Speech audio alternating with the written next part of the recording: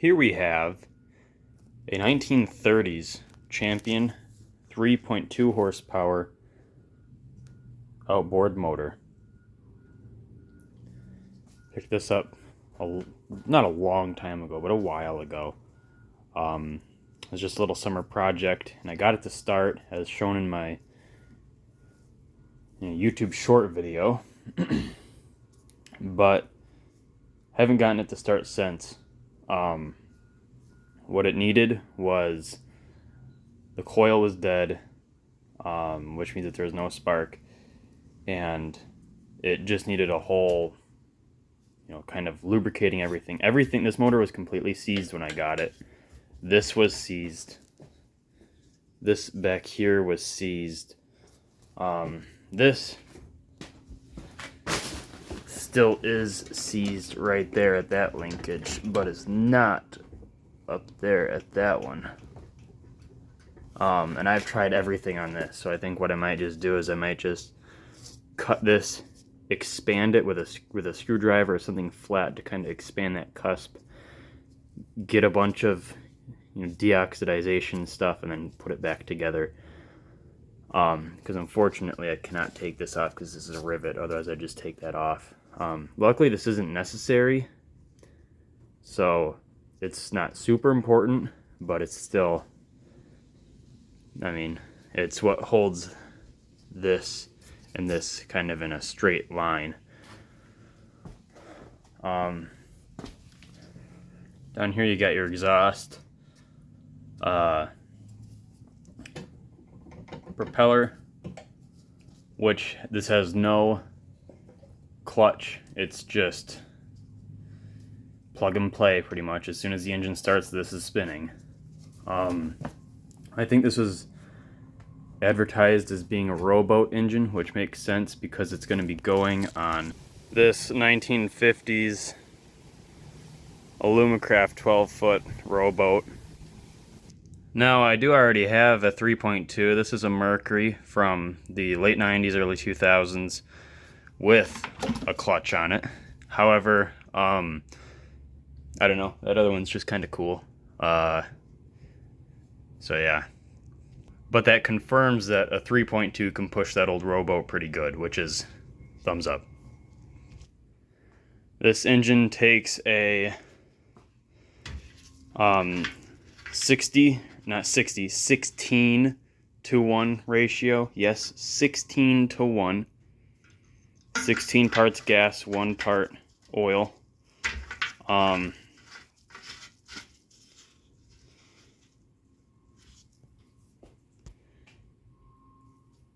Yeah, old school. You don't see that anymore. That other one, the Mercury, I think is a 50 to 1, and I think some of the newer ones now are even 100 to 1. So yeah, this thing burns oil. This throttle control here feels really nice. It feels feels very smooth. When it moves, you can hear it scrape, but it's just scraping on the gas tank, so it doesn't scrape against the flywheel. A coincidence here is that it has one of those old fat Champion spark plugs. Now, this Champion and this Champion are not the same company. They're two totally different companies. It's pure coincidence, but it's kind of neat that it has a Champion brand spark plug in it. Something that kind of became a roadblock while working on this was that a simple coil replacement, because the condenser and everything worked, a simple coil replacement just means, get a new ignition coil like this one. I got a 2-pack of these. They came with their laminates, but my plan was to use the original laminate just because it's mounted properly. Now, of course, that's not how things went down. This is the standard size laminate. It's supposed to fit over here if this engine were about 10 years newer, but of course, this thing being so early, it means it has a really weird size laminate. Thus, I had to drill some holes in the ignition plate to mount the new shaped laminate with the other coil on it, and luckily that works. To compare spark plugs, Got the one probably from the 30s or 40s over here. We got one from the 2000s right here out of a lawnmower. And sure, they're two different size plugs, but they just don't look like this one anymore, even if it was the right size. It's kind of neat to compare them. This is out of a 5 horsepower engine too. This is only 3.2. So now if we go test the ignition here, you can see that, don't mind the roofing over there. See how it jumped up there? That means that it works. Don't mind what the reading actually says, because this device here is made for testing on cars. In fact, that's about the same as what a lawnmower tests on voltage. But yeah, that's our ignition test. So I think our order of business here is to take care of this old carburetor. It's very dirty. Like, it has a lot of buildup of just junk on it. And I think what we got to do is we're gonna take it off and completely disassemble it, clean it, and reassemble it with some carb cleaner. You know, it's our choke control right here. This is our primer. They say to press and hold that for 3 seconds upon starting it. Some model number, and then there's some brand name up there, which kind of intrigues me. Here's our metal fuel line, which surprisingly enough wasn't too bad. Of course, everything was all seized on it when I got it, like this fuel controller right here. And this was clogged up here. In fact, I think it was filled with settled lead from leaded gasoline, because I think that's what was left in here. Yep, it was abandoned for that long. The intake for our impeller comes in through these right here. There's the pump in here, or maybe down in here. And then our intake hose goes up like this. Also, our exhaust is broken. Our intake hose goes in through here, comes in around here. We got a coolant line right there. Oh, look at that.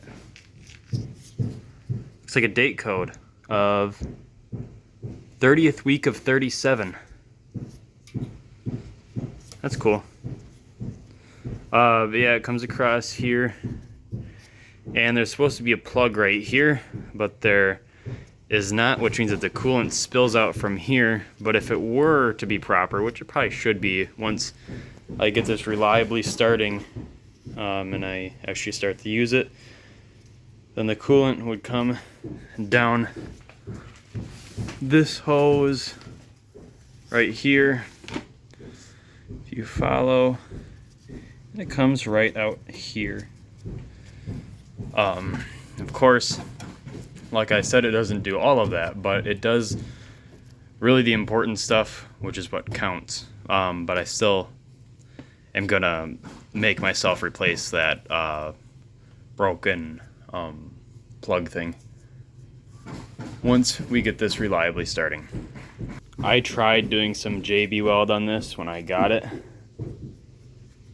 Special Marine JB weld rated for 5,000 PSI. But kinda failed. The only thing keeping the gas tank on is the screw connected to the handle right here. This is kind of rare right here to have the handle still on it. And this right here, this arm, was the only thing that was not frozen on this engine when I got it. Everything else on this was frozen in one way or another. This lower unit down here is going to have to be taken apart once I get it to run reliably, because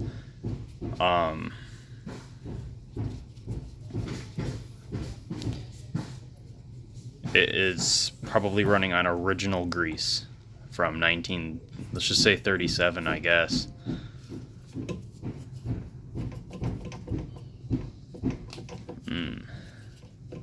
That's good.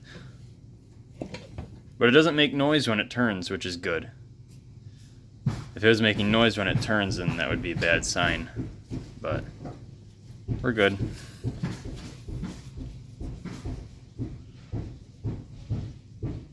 Almost looks like part of a seal.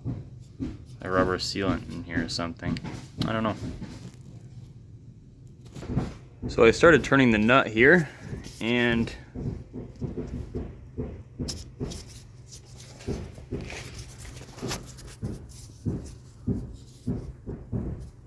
as you can see, the screw that the nut is attached to has rust welded itself, and the screw is also coming out with the nut.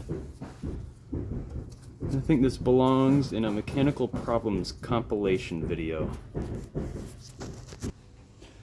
When was the last time you saw a sight so beautiful? 85-year-old carburetor. The gasket's still on it, and the fuel line. Still does have a lot of crap in there. We're gonna flush that out. I sound like Project Farm. We're gonna test that. God, I love that guy's YouTube channel. I think this is why it was only sometimes starting, is because see this control here? This went up by the flywheel. I'm guessing it's some sort of governor that was not adjusted well, and I'm guessing that, you know, the engine started and then maybe this got, because of the vibrations, this was slowly getting set. It choked it too hard and killed it. It's just a guess. Of course, I can set that idle screw to not do that, and that'll help the situation. But a carb clean is a must if it probably hasn't been started in 60 years like this one. I wouldn't be surprised if last time this was started was 1960 something. Just looking at how it was when I got it. But yeah, we're gonna get this apart and clean it. The Tilson Manufacturing Company, Toledo, O, which means Ohio, made in USA. First spray around, it cleaned up pretty darn nice. My glove tore, which means that the carb cleaner got in, and it does not feel very good, but we'll get past that. Alright, so I got all our screws out.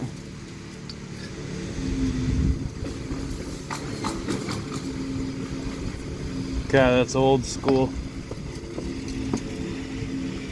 I guess the float's doing its job because there's sediment down in there. You don't want it getting past this. It'll need a good cleaning, but should be good after that.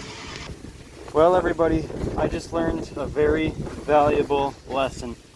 Don't worry, everything's fine now. But don't you start to roll away. It's a pretty windy day outside. But I didn't notice this in here, which is the thing that actually regulates how much gas is getting inside of here. Like, this is the thing that stops flow and starts flow. This is the thing that decides what this does. I didn't know, or I just wasn't thinking. I know that these things exist, but I wasn't thinking, and that thing was in there, and I blew the carburetor. No. I blew the carburetor cleaner through the valve on this side, which shot that out, and I just spent a longer time than I want to admit looking for it. But I found it with the help of my pro pointer that I use for metal detecting. So thank you, friends at Garrett. But anyways, all's good now. Valuable lesson learned. Watch what you are doing. So out of the more delicate parts, like behind that screw right there, and when I look down into the fuel inlet right there, I can see almost what looks like seaweed that's in there. Like this really fine kind of hairy material that's down in there. And that's not really going to fly very well. Because, I mean, take a wild guess. It restricts fuel flow and it contaminates fuel. It's just all around not good. I have no idea what that stuff could be. But Yeah, so I already took that one screw out, and I'm going to take this rich lean, I guess the choke. This is the choke. This is the rich leans mixture control. I'm going to take this out and then clean all that out, and then this should be good. It's still not pretty, but it's clean now. Here's what I'm talking about. This is on the rich lean controller. See that stuff? What is that? Huh. It's gone now. But I still gotta spray everything. Alright, well, I got the carburetor, or as I so lovingly call it, the carbon dater on this engine, all hooked back up. Little oiler. I forget if this was on this side or this side. It doesn't affect the functionality of it, but if it is on this side, then I'll swap it around when I review the video. But certainly feels a lot healthier. We're missing a screw there. That is, oh yeah, it's still in the parts bin over there. Anyways, yeah, got the carburetor all connected back up. So that'll do it on this part of maybe a possible series. Depends on how keen I'm feeling to that. I have no clue what the pressure is on this, but it's enough to get it to start that one time. So hopefully it's not a big issue. But yeah. Oh, that wasn't in all the way either. Anyways, thank you for watching, and I'll see you in the next one.